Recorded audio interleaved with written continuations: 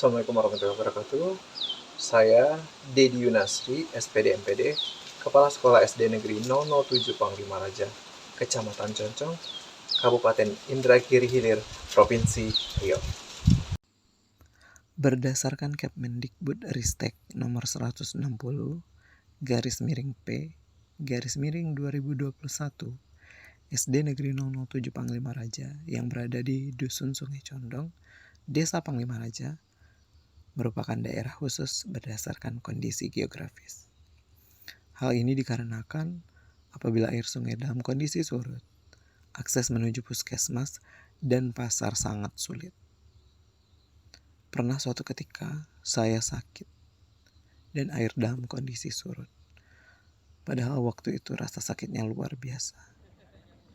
Sehingga mau tidak mau saya harus pergi ke puskesmas agar saya sembuh dengan menggunakan sampan.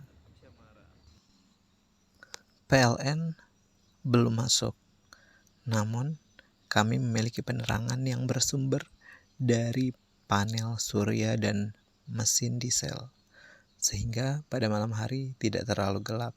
Hanya saja diesel hanya dihidupkan selama 2 jam, itu pun tidak setiap malam.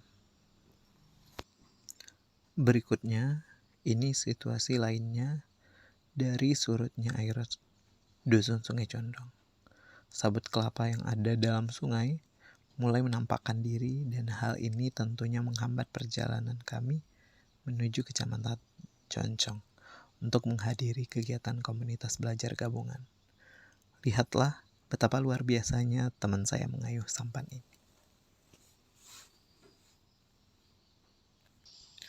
Situasi paling rumit yang kami alami saat air surut adalah menaiki tangga yang lumayan tinggi, karena ada potensi jatuh ketika menaiki tangga tersebut.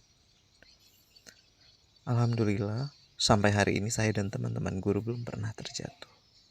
Namun, hampir jatuh sering saya dan teman-teman guru alami. Semoga Allah Subhanahu wa Ta'ala selalu melindungi kami dari segala mara bahaya. Suatu ketika, saya pernah hampir terjatuh karena terpeleset. Padahal, saat itu saya lagi membawa laptop sekolah dan ijazah anak-anak. Namun, sebelum itu saya sudah melapisi ijazah anak-anak dengan plastik kaca sebanyak 3 lapis.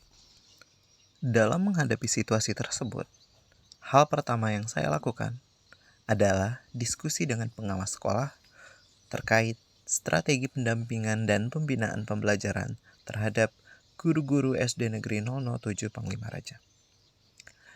Diskusi tersebut berlangsung secara formal dan informal. Saya mendapatkan masukan dari pengawas sekolah agar menerapkan pendekatan yang tepat terhadap guru-guru tersebut. Karena tidak hanya anak yang berbeda, guru juga merupakan pribadi yang berbeda. Selanjutnya, saya melakukan diskusi bersama komite, wali murid, dan tokoh masyarakat terkait bagaimana meningkatkan kualitas pendidik dalam mengimplementasikan kurikulum merdeka. Pada kegiatan ini, dihasilkan kesepakatan bahwa kualitas dapat ditingkatkan melalui kegiatan pada komunitas belajar.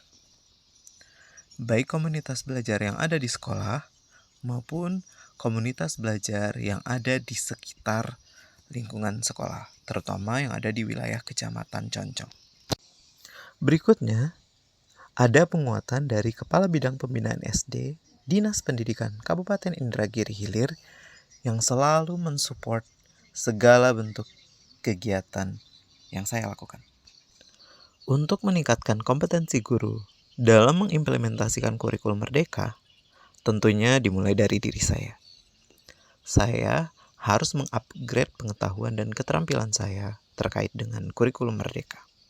Caranya, yakni dengan membangun kolaborasi bersama salah seorang kepala sekolah penggerak yang berada di wilayah Kecamatan Concong, yakni Pak Indra Gunawan.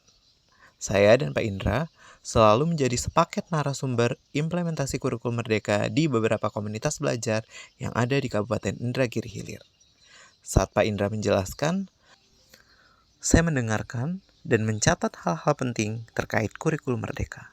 Kemudian, mengelaborasi pemahaman tentang kurikulum Merdeka ke dalam bahasa yang saya mengerti. Tidak hanya pada guru kelas, kami juga menjadi narasumber IKM bagi guru agama. Mereka masih belum paham dengan penerapan pembelajaran berdiferensiasi dan penerapan P5 dalam pembelajaran agama. Dengan menjalin kolaborasi bersama Pak Indra Gunawan, Kepala Sekolah Penggerak Angkatan Pertama, saya mulai memahami kurikulum Merdeka. Saatnya saya melakukan pendampingan dan pembinaan guru-guru dengan strategi yang berbeda. Pertama, dengan Bapak Muhammad Mursyid. Saya mendampingi beliau dalam pelatihan kurikulum Merdeka pada platform Merdeka Mengajar. Secara pelan-pelan, saya mendampingi beliau dalam membahas modul yang ada pada aplikasi tersebut. Kemudian, saya berbagi pengalaman saat mengerjakan modul yang sama. Kedua, saya melakukan pendampingan dan pembinaan terhadap Ibu Vita Elvina. Dengan menggali potensi Ibu Vita, kemudian memberikan pengetahuan terkait metode pembelajaran yang bervariasi dalam kurikulum Merdeka. Karena beliau sekarang lagi cuti melahirkan dan sedang PPG piloting tahap 2, saya juga melakukan pendampingan dan pembinaan melalui WhatsApp. Ketiga, pendampingan dan pembinaan terhadap Pak Rahmat Ilahi, ASN P3K yang baru bertugas di sekolah ini. Pendampingan dan pembinaan saya lakukan di malam hari agar diskusi berjalan lebih lama dan Pak Rahmat banyak mendapatkan pengetahuan mengenai kurikulum Merdeka dan dapat menerapkannya di ruang kelas. Keempat, pendampingan dan pembinaan terhadap Ibu Helda Rosita. Kami melakukan dialog coaching terkait pembelajaran dengan menggali hal-hal apa saja yang telah dilakukan dan apa yang harus diperbaiki ke depannya. Dan semua saran berasal dari Ibu Helda Rosita sendiri. Saya hanya memberikan penguatan. Selanjutnya, kami belajar bersama di area yang sinyalnya kuat untuk membahas pelatihan kurikulum Merdeka yang ada pada aplikasi platform Merdeka Mengajar. Kemudian, ada tutor sebaya, yakni saling berkolaborasi antara satu dan lainnya dalam mengerjakan pelatihan kurikulum Merdeka pada platform Merdeka Mengajar. Tujuannya ialah memberikan teladan pada anak-anak bahwa dengan kolaborasi segalanya menjadi ringan. Langkah selanjutnya, kami berbagi praktik baik dan mengundang guru penggerak dan kepala sekolah penggerak untuk memberikan wawasannya terkait kurikulum Merdeka di komunitas belajar sekolah. Tidak hanya itu, kami juga hadir pada acara komunitas belajar gabungan yang ada di Kecamatan Concong.